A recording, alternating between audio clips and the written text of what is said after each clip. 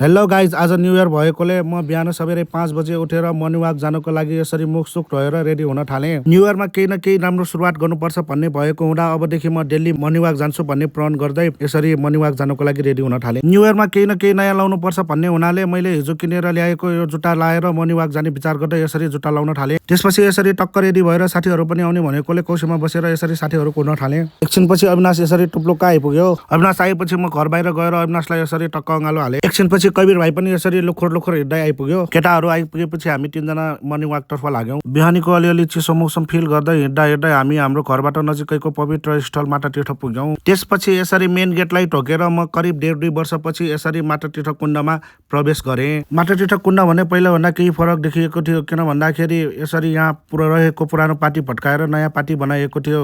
मातातीर्थ आमालाई सम्झने र पुज्ने तीर्थको रूपमा रहेकोले मेन गेटबाट छिर्न साथै देखिने गरी यसरी आमाको फोटोहरू राखिएको थियो। त्यसपछि मातातीर्थ कुण्डभित्र घुम्दै फिर्दै हामी यसरी परेवा भएको ठाउँमा पुग्यौँ। यताबाट यसो पोखरीतिर हेरेको त पोखरीमा पनि यसरी बत्तीहरू राखेर राम्रो बनाइएको रहेछ, जुन पहिले यस्तो थिएन। त्यसपछि हामीले मातातीर्थ कुण्डभित्र रहेको एकदमै पुरानो शिवलिङ्ग सहित भित्तामा राखिएका विभिन्न देवी देवताहरूको दर्शन गर्यौँ। तर एउटा विडम्बनाको कुरा के थियो भने मातातीर्थको धाराहरूबाट पानी भने आइरहेको थिएन। त्यसपछि हामीले नयाँ बनेको पाटीलाई नजिकै गएर यसरी हेऱ्यो र त्यो सँगै त्यसको माथि राखिएको अबको नयाँ मातातीर्थको स्वरूप यानि कि मातातीर्थको गुरु योजनाहरू पनि यसरी हेऱ्यौँ। मातातीर्थ कुण्डभित्रको रमाइलो घुमघामपछि हामी बाहिर निस्किएर मर्निङ वाक सकाउँदै घरतर्फ लाग्यौँ। सबैभन्दा पहिले अविनाशको घर आउने भएकोले हामीले ह्याप्पी न्यू इयर भन्दै भोलि फेरि सँगै मर्निङ वाक जाने भन्दै अविनाशसँग छुट्यौँ। त्यसपछि कवीर र मैले पनि ह्याप्पी न्यू इयर साटासाट गर्दै भोलि फेरि मर्निङ वाकमा भेट्ने भन्दै हामी छुट्यौँ।